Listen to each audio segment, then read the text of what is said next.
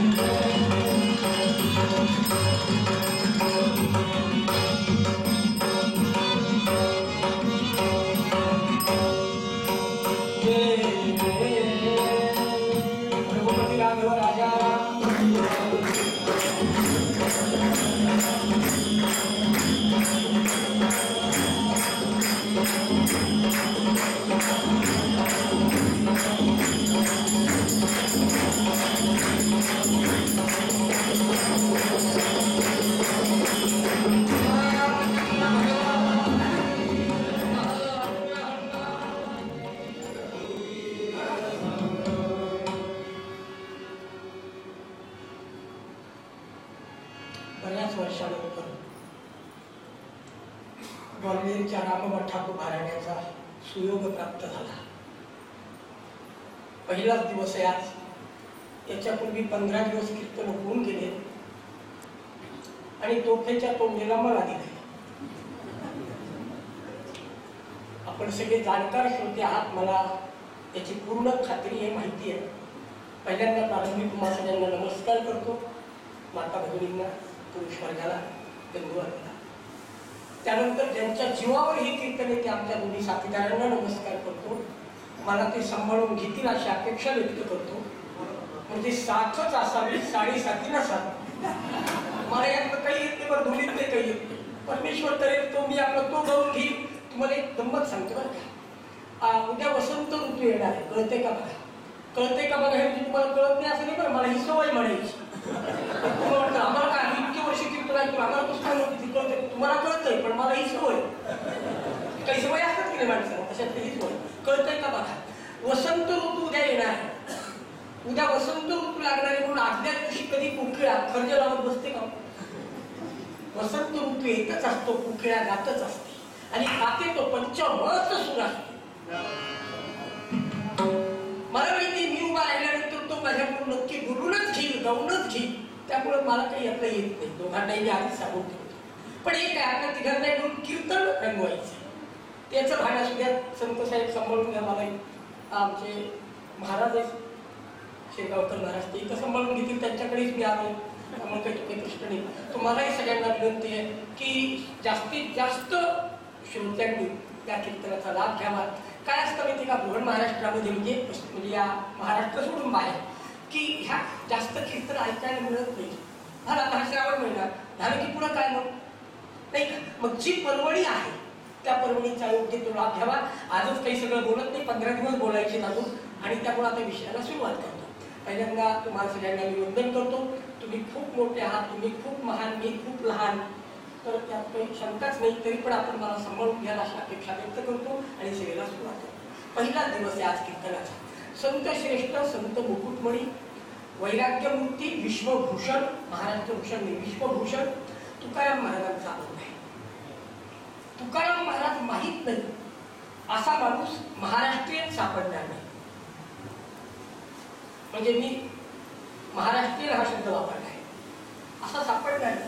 अहो बाकीचे सुद्धा इतर भाषिकांना सुद्धा तुकाराम महाराज चांगले माहिती. त्यामुळे तुकाराम महाराज आणि जी काही गाथा जी काही अभंगरचना केली त्याला काय म्हणतात माहिती तुम्हाला?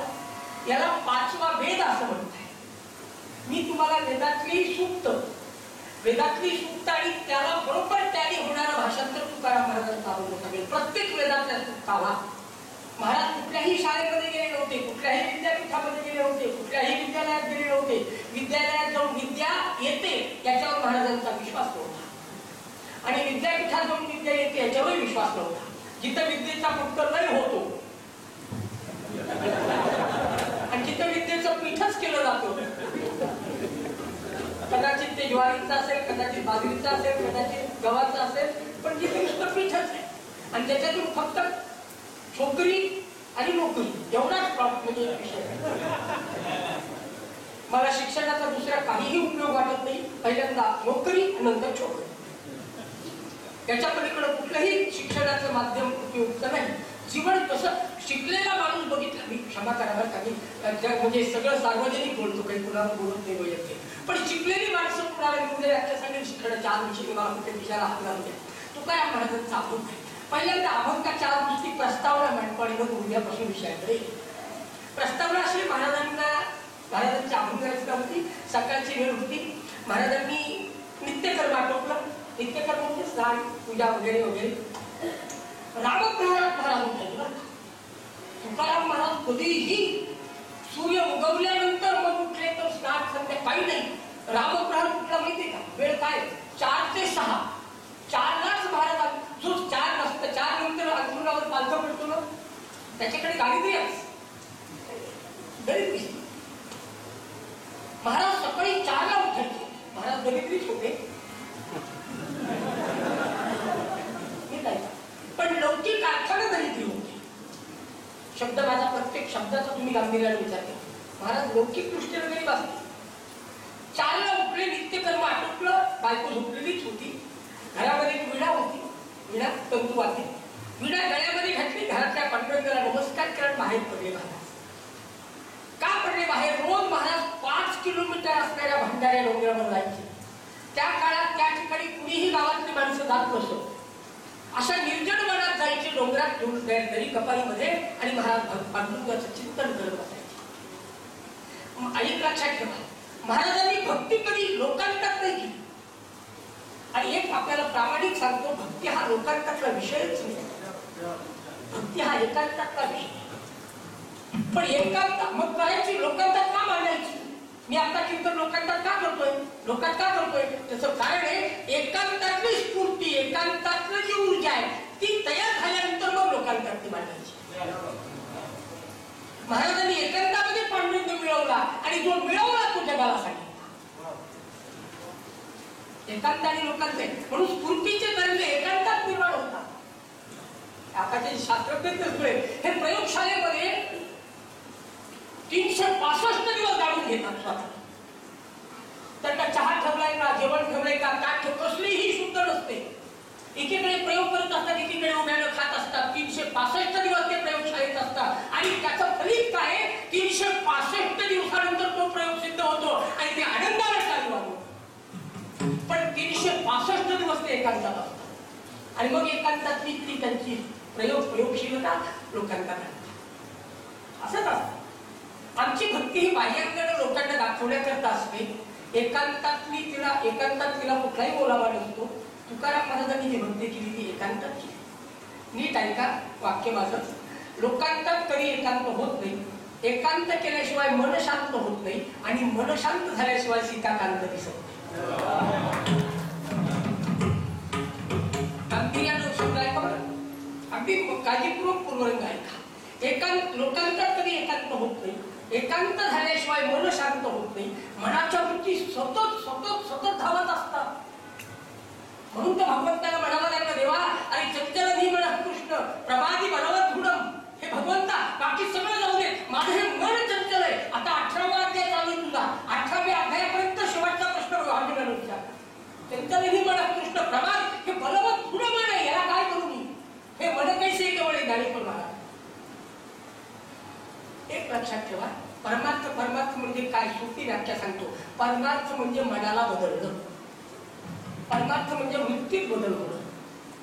परमार्थ म्हणजे वृत्ती आणि कृती एक होणं. परमार्थ याचा अर्थ काय? वृत्ती आणि कृती एक होणं. आमची वृत्ती वेगळी, कृती वेगळी. वृत्तीला परमार्थ मस्त टिळे माळा गंध कीर्तन भजन कवळे कपडे भगवे कपडे पांढरा फेटा कपडे पांढरे वर्ण पांढरे. वृत्ती कृती शून्य. ज्यावेळी कृतीचा आणि वृत्तीचा वेळ लागेल त्यावेळी म्हणून संतांनी आधी केले मग सांगितले. जाऊ द्या हा पुढचा विषय. पण मी आता विषय निघाला म्हणून सहज बोललो आपल्या पुढे.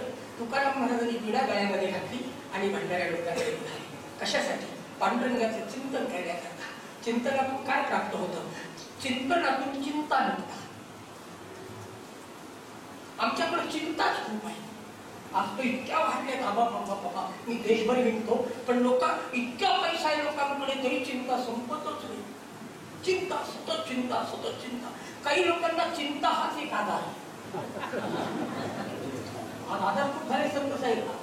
आधार इतके झाले तुम्हाला सांगतो, लोक जगतायत याच्यावर माझा विश्वास नाही. लोक गोळ्या खातायत म्हणून जगतायत याच्यावर विश्वास नाही. क्षमा करा. सकाळी एक गोळी, दुपारी एक गोळी, संध्याकाळी एक गोळी. सकाळी एक गोळी, दुपारी एक गोळी, संध्याकाळी एक गोळी. जेवणाच्या आधीची गोळी, जेवल्यानंतरची गोळी. झोप येत नाही म्हणून गोळी, झोपेतून उठल्याबरोबर गोळी. परवा एका म्हटलं इतक्या गोळ्या खाऊन घरात जगण्यापेक्षा काश्मीरला जाऊन एकदम गोळ्या खाणं.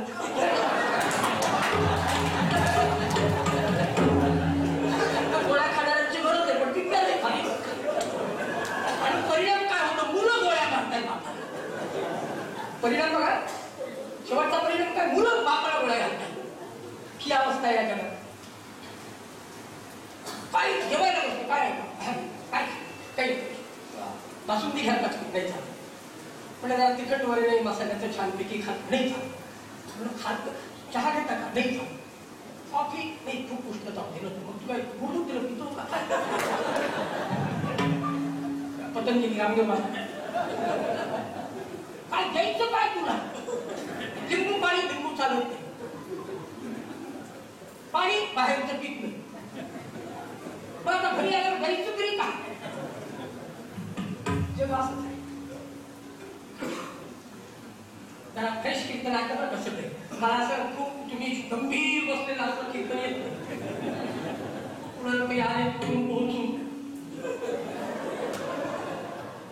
परमेश्वराला टवटवीत फुलं आवडतं. निर्मळ राहतो आपण. आणि मला खात्री आहे की इतका विद्वान समाज इथे मला इथे यायचं म्हटलं की आनंद वाटतो. भले मस्त आम्ही आनंदाने येतो.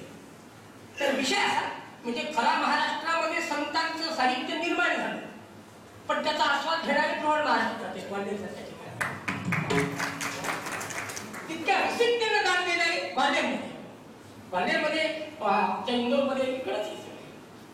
तर विषय असा चालला होता. तुकाराम महाराजांनी गळ्यामध्ये विडा घातली आणि भगवंताचं चिंतन करण्याकरता ते भंडारी डोंगर प्रस्तावला तर का विषय नाही भंडारी डोंगराकडे निघाले.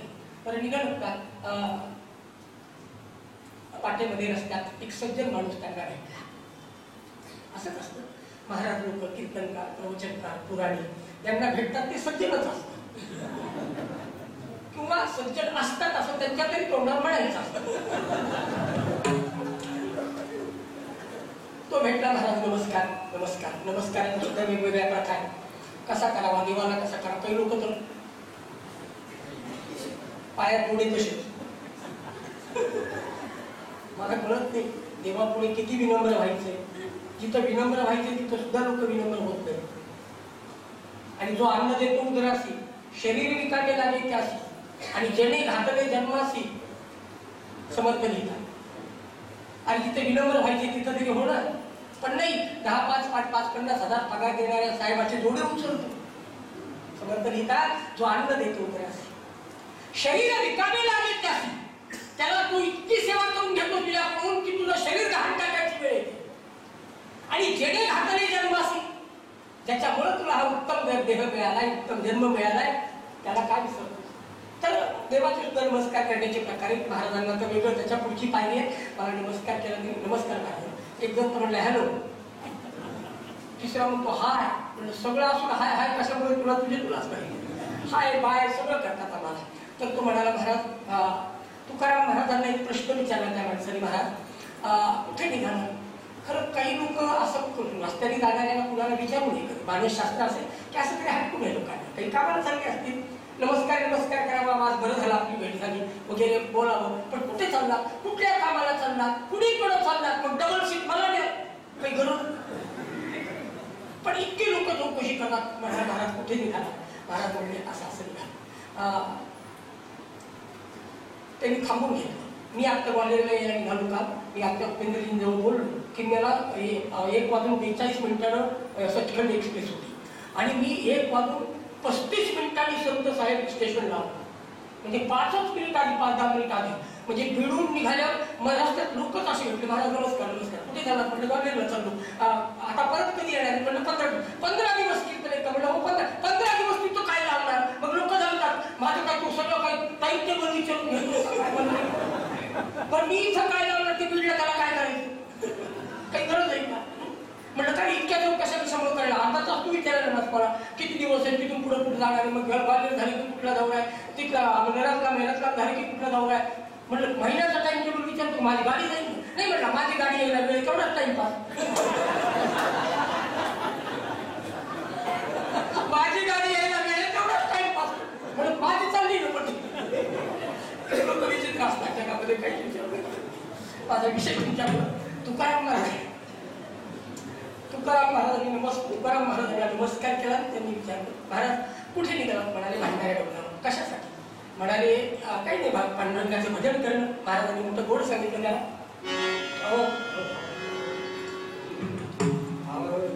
दिन रजनी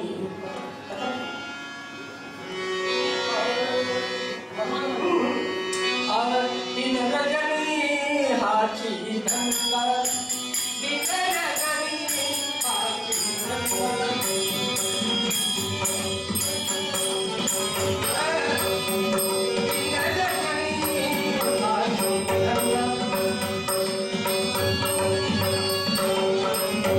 गोविंदाचे गोवाळे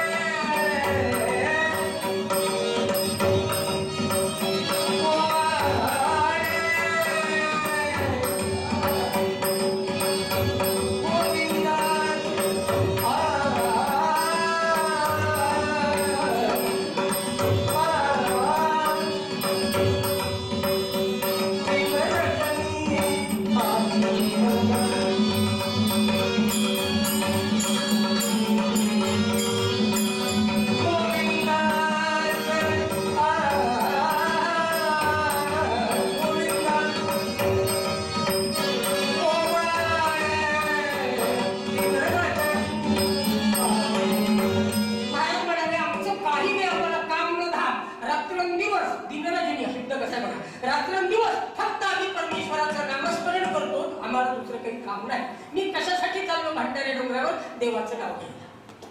त्यांनी दुसरा प्रश्न विचारला. एक प्रश्न विचारून माणसं थांबत नाही बरं की लगेच सोपा प्रश्न.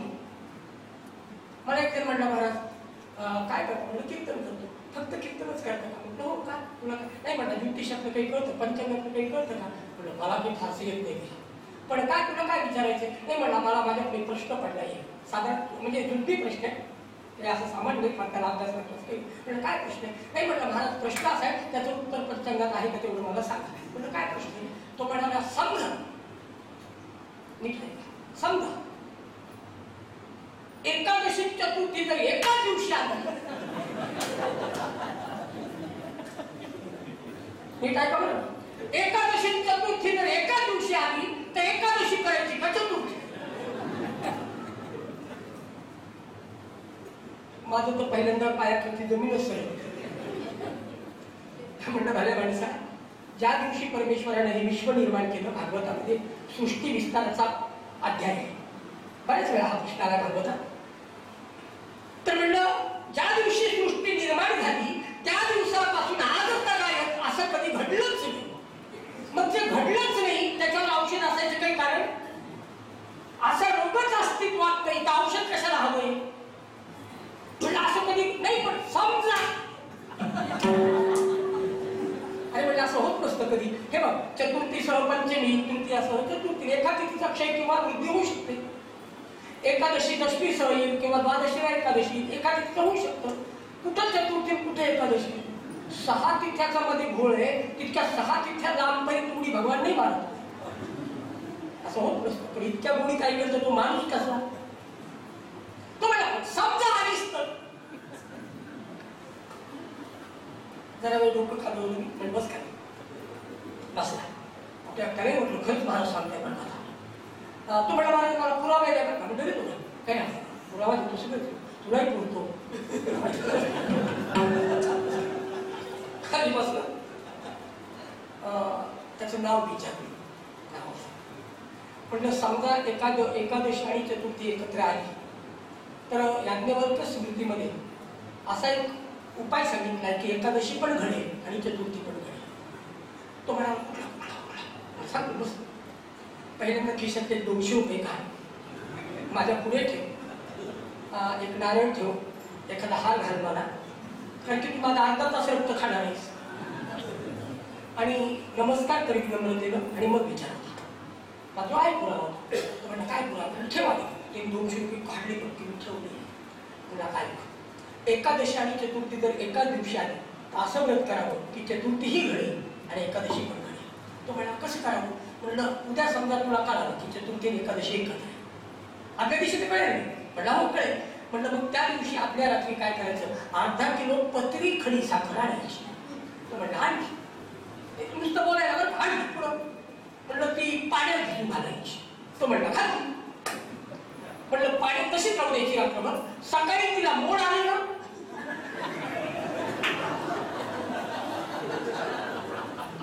की त्याची खिचडी करून खायची. तो म्हणला महाराज मला काही मूर्ख समजायला लागला. एक त्या खडीसाखरेला मोड कशी येते त्याचं पाणी सोडून देईल. म्हणलं मग तू मला मूर्ख समजायला लागला. आणि मी 3दा सांगतो एकादशी चतुर्थी एकत्र येत नसते, तू तर तेच. मग तू मला मूर्ख समजायला मूर्खाला मूर्खासारखं दुःख जावं लागेल की नाही? विषय काय? एक प्रश्न संपला की दुसरा. महाराज म्हणाले मी देवाचं चिंतन करायला चाललो. त्यांनी विचारलं महाराज मला असं म्हणायचं ज्या देवाचं चिंतन तुम्ही करता तो देव या जगात आहे का? आणि त्या सज्जन गृहस्थाला महाराजांनी या अभंगाच्या रूपाने उत्तर दिलं. महाराज अभंगाच्या पहिल्याच चरणात सांगितलं अभंग आपण चिंतनासाठी तोच घेतलाय, निरूपणासाठी तोच. आता मी अभंगाच्या भावात जपणार. महाराज म्हणाले भल्या माणसा देव आहेच आहे. एकदा सांगितलं नाही त्याला, दोनदा सांगितलं. कारण की एखादी गोष्ट निश्चयानं सांगायची असेल ना तर निवृत्ती करता. शास्त्र सांगतो निश्चयार्थे निवृत्ती. शास्त्र निश्चय प्रकट करण्यासाठी निवृत्ती केली जाते. महाराज तुम्ही आमच्याकडे या. महाराजांना वाटलं रस्त्यात भेटला, महाराजही दिसला आणि मग काय म्हणावं तर जाता जाता त्यांनी आपलं सांगितलं घरी या. असं वाटलं की नाही? एकदा सांगितलं तर. पण तुम्ही आला तर तेच वाक्य म्हणला महाराज आपण या ना आमच्या घरी. नाही तुम्ही या, तुमचे पाय आमच्या घराला लागावे. म्हणून आमच्या पायाला काय असतं, थोडं चढून, बाकी काय असतं. पण त्याची श्रद्धा नाही म्हणाली याच, नाही महाराज तुम्ही या. 3-3 वेळा जर तो म्हणाला नाही त्याला वाटतं की ऐकणाऱ्याला वाटतं की केवढी श्रद्धा यायची, तुम्ही तसं महाराजांनी सांगितलं. त्यांनी विचारलं देव, ज्या देवाचं चिंतन तुम्ही करता तो या जगामध्ये आहे अशी तुमची खात्री आहे का? महाराज म्हणले भल्या माणसा, देव आहे, देव आहे, देव. एकदा मी दोनदा सांगितलं देव आहे, देव आहे. आता आहे म्हटली एखादी गोष्ट की कुठं आहे? लगेच विचारलं की बापऱ्या पुढे कशा अर्थ कुठे आहे? महाराजांनी त्याच अर्थचरणात उत्तर दिले. म्हणजे हे चरण ते चरण म्हणून एक चरण पूर्ण झाले. त्याच अर्थचरणात महाराज म्हणतात, जवळी आम्हा अंतर्भागी. तो बघा शब्द कसे वापरले, मराठी भाषा आहे. तो आमच्या जवळ आहे. जवळ म्हटल्यानंतर पुढे महाराज म्हणाले आत आहे. आत म्हटल्यानंतर पुढे महाराज म्हणाले बाहेर. म्हणजे जो जवळ आहे तो किती जवळ आहे, तर आत आहे. आणि जो आत आहे तो किती बाहेर आहे, तो बाहेरही तोच आहे ना आतही तोच आहे. जे पिंडात आहे तेही ब्रह्मांडात आहे, आणि जे ब्रह्मांडात भरलेले ना तेच पिंडात आहे, किंवा पिंडी ब्रह्मांडी तोच व्यापलेला आहे. एवढं एक वेदांताचं सूत्र महाराजांनी एका अर्धचरणामध्ये दिले. यदास्ति ब्रह्मांड भागवत यदास्ति ब्रह्मांड कथामध्ये सर्वं स्वरूपम परमेश्वरस्य इहं जगत नेह नानास्ति किंचन. पुरुष इहं जगत, या जगतामध्ये नेह नानास्ति, दुसरं काही नाहीच. न किंचन, किंचित सुद्धा दुसरं काही नाही. आहे जे दिसतंय ना तो तोच आहे. इतकी व्याप्ती समजते, इतकी व्याप्ती आहे. म्हणून एक चरण असं महाराज म्हणले बघा, काही गोष्टी जवळ असतात पण आत नसतात, काही गोष्टी आत असतात पण जवळ नसतात. वाक्य नीट ऐका मराठीला, इतकं सोपं नाहीये. काही गोष्टी जवळ असतात पण आत नसतात, काही आत असतात पण जवळ नसतात, काही आत असतात पण बाहेर नसतात, काही बाहेर असतात पण आत नसतात. तुम्हाला सांगतो ना, आई माझ्या आत आहे पण बाहेर आहे का? आत्ता माझ्या आई आत आहे, माझा विचार तिच्याबद्दल माझ्या मनात विचार चालू आहे, आई माझी आई कशी असते. लगेच दिसला माझं मन लगेच गेलं बिघडला. आई माझ्या आत आहे पण बाहेर कुठे? बर तुम्हाला सांगतो, विजेची तार, तारेमधली वीज आत आहे का बाहेर आहे? कुठे? बरं बाहेर असते तर दिसली असते की नाही आपल्याला, पण ती आत म्हणजे बाहेर नाही की नाही. काही गोष्टी बाहेर नसतात, आत असतात. काही आत स्पीकर माझ्या जवळ आहे पण आत आहे का? आता काही त्याच्यातून माझ्या 1 इंचाचं अंतर आहे की नाही, काही 1 रीतीचं अंतर आहे की नाही. स्पीकर माझ्या जवळ आहे पण आत होते. तसं परमेश्वरामध्ये तो इतका जवळ आहे, तुमच्या जवळ म्हटलं तर जवळ आहे, आत म्हटलं तर आत आहे, आणि तो आतच जवळ आहे तो बाहेर. मोरोपंत लिहितात, भूजल तेज समीरख रवी शशी काष्ठादिकी असे भरलाय.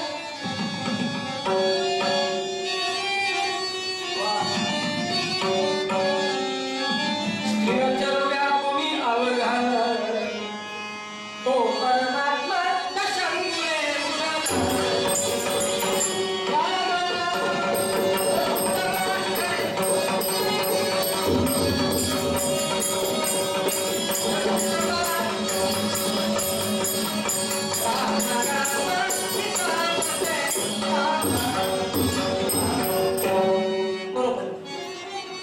म्हणजे भू जल तेज समीर ख म्हणजे आकाश, समीर म्हणजे वारा, रवी शशी काष्ठादिकी भरलेला तोच आहे, दुसरं काही नाहीच. त्या हिरण्यकश्यपूर भागवताच्या 4थ्या स्कंदात येते आणि 8व्या स्कंदात, 4थ्या स्कंदात भावाचा चरित्र आहे. 8व्या स्कंदात येते त्या हिरण्यकश्यपूर प्रल्हादाला विचारलं, पुत्र तव भगवान असती, किती संस्कृत सोपे हो आणि किती ते सहज आहे. वाक्य उच्चार किती चांगले. पुत्र तव भगवान असती, हे प्रल्हादा तुझा भगवंत कुठे आहे? पुत्र असती म्हणजे तो कुठे आहे? तो म्हणाला बाबा पुत्र नास्ती, तो कुठं नाही, तो सगळीकडे तोच आहे. पण प्रल्हादाला, असुराला, एका दैत्याला हे पटलंच नाही. पटलं नाही त्याचं कारण पचलंही नाही. जे पचतं ना तेच पटतं, त्याला ते पचलंच नव्हतं म्हणून पटलंही नाही. तर बराच लोक येत असतील ब्रह्मांड कटामध्ये, सगळीकडे तोच आहे, तो नाही असं नका. सर्व स्वरूपम परमेश्वर असते. तो म्हणाला बाबा तुमच्यातही तोच आहे, माझ्यातही तोच आहे. बाहेर जग दिसते त्या जगातही तोच आहे, आणि हा जो सगळा निसर्गाचा आविष्कार दिसतोय ना, हाही तोच आहे. जे कीर्तनाला आले त्यांच्यातही पांडुरंगाच आहे, आणि जे घरी पालथे पडले त्यांच्यातही तोच आहे. जे टीव्ही पुढे बसले त्यांच्यातही अहो कुणात नाही, सगळीकडे तोच आहे. त्याच्याशिवाय इतरत्र या जगात दुसरं काही नाहीच.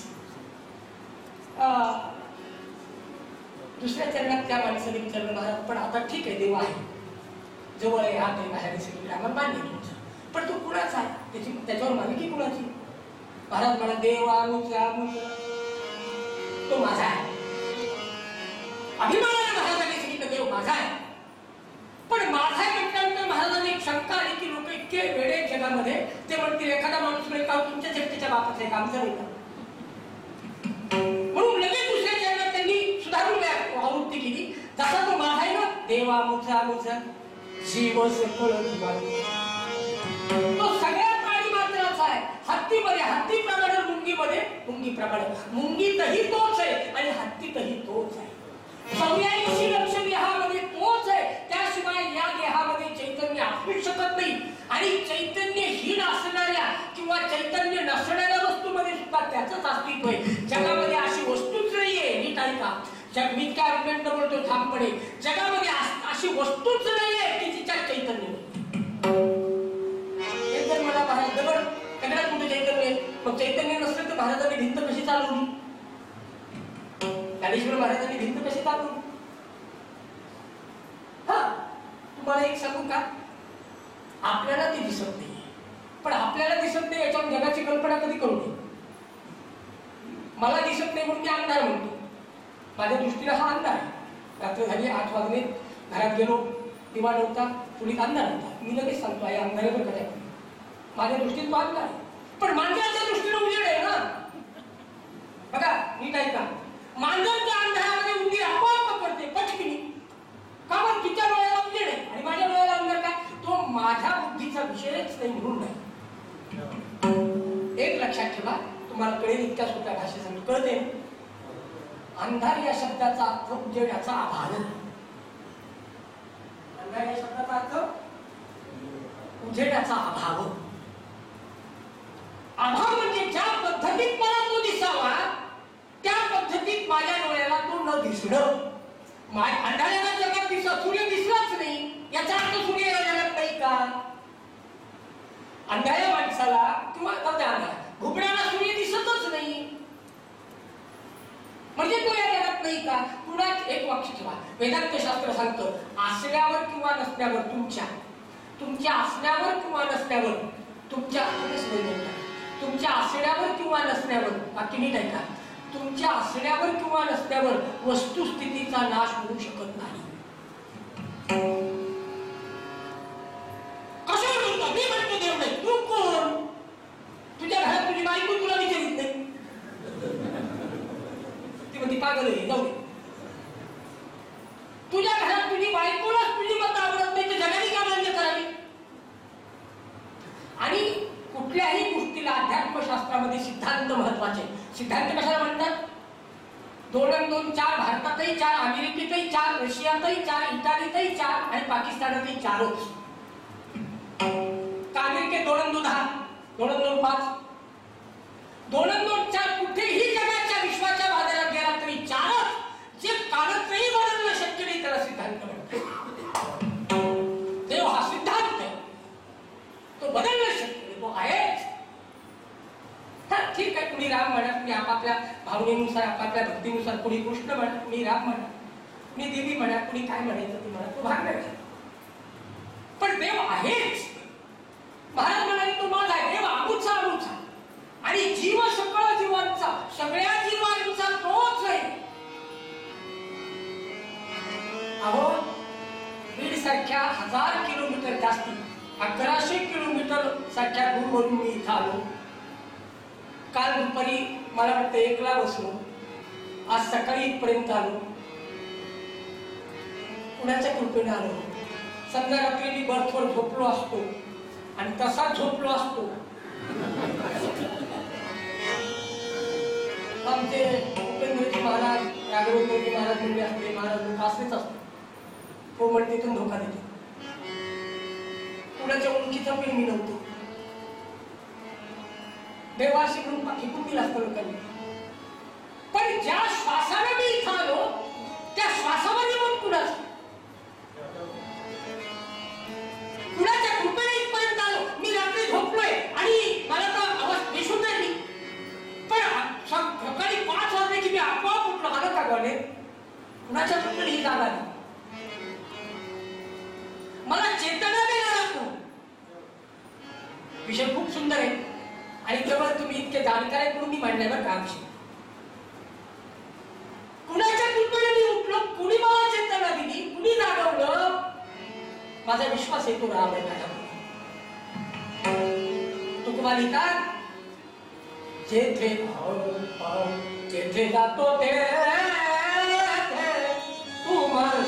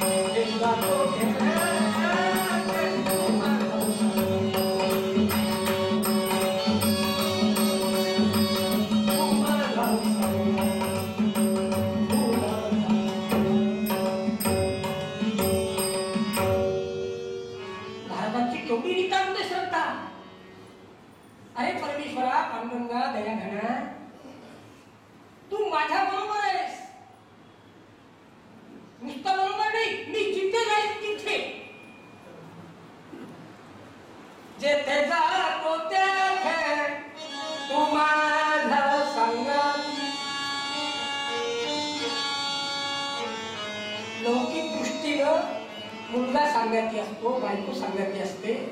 आपण असं समजतो की 7 जन्म ती सांगायची राहते. कारण की वर्षाला वडाची पूजा करते. वडा पाव कळालं, 7 फेऱ्या मारते. वडा पाव आणि आता 7 जन्म माझ्या बरोबर आहे. लौकिक गोष्टी काही हरकत नाही समजायला, चांगली गोष्ट आहे. पण आत्ता बरोबर येतो आणि आत्ता आवडतो. मी आत्ता चिंतन करतोय तरी तो बरोबर आहे. माझ्या मुखातून तोच बोलून देतोय. तुम्ही आत्ता बसलात ना तरीही तुमच्या जवळ तोच आहे. अहो त्याला सोडून दिलं ना तर मग बस निर्जीवन प्रेम समजायचं. मला त्यात एक सांगू का तुम्हाला, परमार्थ कशाला म्हणतात बघा. परमेश्वराची विन्मुखता, परमेश्वरापासून विन्मुखता हेच मरण आहे. आणि सन्मुखता हा परमार्थ आहे. परमेश्वराच्या समोर आहे मी आणि माझ्या समोर परमेश्वर आहे. माझ्या समोर नाही, अरे तो आहे म्हणून मी. वाटू देऊ नका एक क्षणभर सुद्धा की तो मला सोडू नये. तो गेला की जीवनच संपलं. म्हणून महाराज दुसऱ्या चरणात म्हणाले, मुंगीमध्ये मुंगी प्रमाणे हत्तीमध्ये हत्ती. त्या सज्जनाने विचारलं, महाराज तुम्ही म्हणता तेही बरोबर आहे, पण का एखादी गोष्ट अस्तित्वात आहे, याचं नुसतं तुम्ही आहे म्हटल्यानं आहे होत नाही, ती मी आहे म्हटल्यानं ती आहे होत नाही. त्या वस्तूच्या अस्तित्वाची लक्षणं सांगावी लागतात. बरं, तो आहे कसा आहे, 5-4 फूट उंच, काळा गोरा काय असेल, फेटा बांधलेला, काहीतरी वापरलेलं असेल ना त्याचं, इतरांपेक्षा वेगळा. या जगामध्ये भगवंताने निर्माण केलेली माणसं एक दुसऱ्यासारखं बरं, इतरांपेक्षा वेगळा. एक 50 गाई रस्त्याने चाललंय, माझा मित्र माझ्याबरोबर आहे, आणि मला सांगायचं त्या मित्राने की माझे पण गाय बघता येते. त्यांनी विचारलं, या 50 गायीमध्ये तुझी गाय कुठली? तर जी काळा रंग आहे, पांढरे काळ आहेत ना, ती माझी गाय. काळा रंग पांढरे काळ हे त्या गायीचं लक्षण. कारण की न्यायशास्त्र असं सांगतं, प्रमाण लक्षणाभ्यामी वस्तुसिद्धी ही. वस्तू अशी सिद्धी होत नाही वस्तूची, तर प्रमाण आणि लक्षणं सांगावी लागतात. ते आहे याचं प्रमाण काय? तुला साखर आहे याचं प्रमाण काय? तो म्हणता पूर्ण बॅलन्सच गेली. डॉक्टर म्हणले कंबर जरी गेली तरी तुम्ही गेला, हेच प्रमाण. एखाद्या अस्तित्वाचं, एखाद्या वस्तूचं अस्तित्व सिद्ध करताना प्रमाण. मग देव आहे याचं प्रमाण काय? त्याचं काही लक्षण असेल की नाही? काळा गोरा, दयाळू, मायाळू, स्नेहाळू, कृपाळू, काही लक्षण? तिसऱ्या चरणात महाराज म्हणाले, देव गोड, देव तो गोड आहे. मराठी भाषेची मला कधी कधी एखाद्या गोष्टीची गंमत वाटते, किती श्रीमंत भाषा आहे. एका शब्दाला प्रतिशब्द 50-50 मराठीमध्ये, आणि 50-50 शब्दांना एक शब्दाने सुद्धा आपल्याला त्याचा उच्चार करता येतो. बघा, सुख, समाधान, शांती, आनंद, कैवल्य, एका अर्थी शब्द आहे. त्यांचा काही वेगवेगळा अर्थ नाही. सुख म्हणजे समाधान, समाधान म्हणजे सुख, सुख समाधान म्हणजेच आनंद, आनंद सुख समाधान म्हणजे शांती, शांती आनंद सुख समाधान म्हणजेच कैवल्य. तुम्ही डिक्शनरी मराठीमध्ये बघितलं ना, ते एका शब्दात, फक्त त्याची वेगवेगळी नावं आहेत. एका शब्दाला 25% मराठीत आहे. इंग्रजीत अशी सोय नाही बरं का. तुम्ही सगळे मला क्षमा करा, मी लहान आहे, तुम्ही महान. कित्येक मराठी शब्दांना इंग्रजी शब्दच नाही. मी आता धोतर नेसलं, याला काय शब्द आहे इंग्रजी? काही बघा, तुम्ही इतक्या मोठ्या गावातले, महानगरातले, काही माहीत असेल तर माझे हात काय शब्द आहे? माता भगिनी साड्या नेसल्या, त्या साडीला काय शब्द आहे? ज्या देशाच्या संस्कृतीत कपडेच घालत नाही, त्या देशातल्या संस्कृतीच्या भाषेमध्ये कपड्याला शब्द असायचं काही कारण नाही. ज्या देशाची संस्कृतीच नागरी आहे तिथे कपड्याला शब्द. मला एक आश्चर्य वाटतं बरं का, इंग्रजी भाषेमध्ये पापाला शब्द आहे, पुण्याला शब्दच नाही. कारण की ते कधी करतच नाही पुण्य. पापाला शब्द डिक्शनरी मध्ये बघा तुम्ही, शिरून काळा मारून द्या. अजून 15 दिवस येईल, मी काय असं घेऊन नाही जाणार तुम्हाला. पुण्याला शब्द नाही, पापाला शब्द. बघा मी किती गंमत आहे. मी एक दाबच्या तिथे केली, किती वाजले? 7:30 मी बरोबर माझ्या 8 वाजता. तुम्ही काही काळजी करू नका. सुरू व्हायच्या वेळी कधी असू दे, संपायचा 8ला.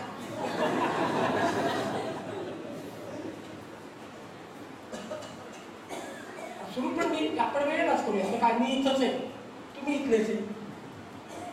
तर एकदा आमच्या मराठवाड्यामध्ये, मराठवाड्यात वेरूळ नावाचं तीर्थक्षेत्र आहे. त्या वेरूळला गेलो. महाराष्ट्र राज्य शासनाचा एक मोठा प्रकल्प होता, आणि मी आजही महाराष्ट्र शासनाच्या यादीवर आहे. जे काही 2-3 कीर्तनकार आहेत, बाबा महाराज सातारकर वगैरे, त्यात मी पण एक आहे. म्हणजे महाराष्ट्रामध्ये माझ्या सहीशिवाय कीर्तनकारांना पेन्शन लागू होत नाही आजही. तर मी त्यांच्या बॉडीवर असल्यामुळं मला त्या महोत्सवाला जावं लागलं. माझं कीर्तन होतं वेरूळ महोत्सव असं त्या कीर्तनाचं नाव, जसं तुमच्याकडे आलं तर तसं. आणि गेलो मी असं रात्री 7-7:30ला कीर्तन. मी एक 4 वाजताच गेलो. 4 वाजता गेल्यानंतर उतरायची माझी व्यवस्था वगैरे सगळी त्यांनी मला उत्तम ठेवली होती. काही कार्यकर्ते माझ्या पुढे आले, नमस्कार नमस्कार महाराज, कसा झाला प्रवास? म्हणजे चांगला झाला. काही अडचण तुमचा मला दिसतोय ना आता मी समोर, ते चांगलाच आहे, काही अडचण नाही. तर ते बघितलं, सगळं बोलणं झालं. ते म्हणले आता 7ला कीर्तनी महाराज, तुम्ही 4ला चाला. म्हटलं हो. तर म्हणाले आता नाश्ता चहा फराळ करा आणि आपण काही, तुम्ही विरून कधी हिंडलात का? काय होतं, जवळची उशाची गावं कधी हिंडणंच होत नाही, म्हणून त्या विरूला मी कधीच गेलो नाही. म्हटलं काय वेरूळमध्ये? ते म्हणाले हे ज्योतिर्लिंग इथे. बरं ज्योतिर्लिंग असे नाही का? म्हणाले या वेरूळमध्ये जागतिक कीर्तीच्या लेण्या आहेत. लेण्या गौतम बुद्धाच्या काळातल्या. म्हणजे बघायच्या आहेत का तुम्हाला? म्हटलं जर तुम्ही गेलं तर बघायचे. आमच्या महाराज लोकांचं कसं असं, तुम्ही केलं तर आम्ही होऊन काही करत असं ठरलेलं असतं. आम्ही नाही केलं, तुम्ही ना. ती म्हणणं गाडी आणली तरी मला बसवलं, म्हणणं चला लेण्या पाहून. आम्ही लेण्या पाहायला गेलो. पण कीर्तन करायला परत जायचं होतं. मग लेण्या पाहायला गेल्यानंतर मी असा त्या पायऱ्या चढायला डोंगराच्या पायथ्याच्या, आणि पायथ्याच्या पायऱ्या चढत असताना माझ्या मागे एक अमेरिकन जोडपं होतं. नवरा बायको समजू आपण, ते कुणी का असेल नवरा बायको.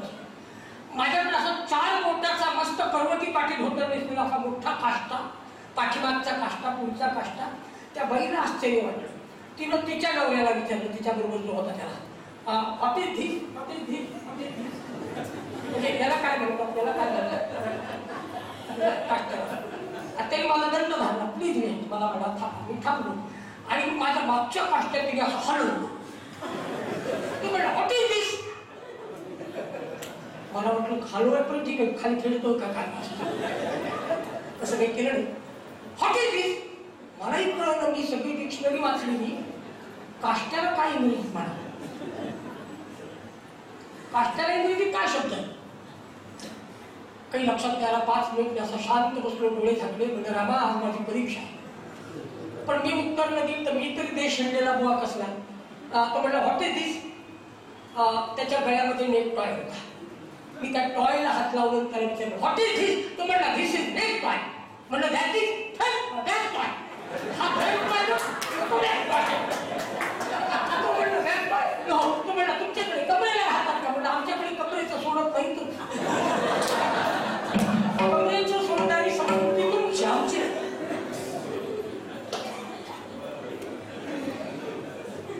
विषय असा कित्येक कमालीची शब्दांचा इंग्रजीमध्ये शब्द त्याच्यावर निघाला होता विषय. महत्वाचा विषय देव गोड. देव गोड म्हणजे काय? गोड या शब्दाचा अर्थ काय? तुकाराम महाराजांनी देव खाऊन बघितला का? बासुंदी गोड आहे, जिलेबी गोड आहे, गुलाबजामुन गोड आहे, तशी देव खाण्याची वस्तू आहे का? हे सगळं ऐकायला उद्याच्या नाही. उद्यापर्यंत तरी असं समजा की देव नक्की आहे. तुकाराम महाराज ठामपणे आत्मविश्वासाने छातीवर हात ठेवून सांगतात.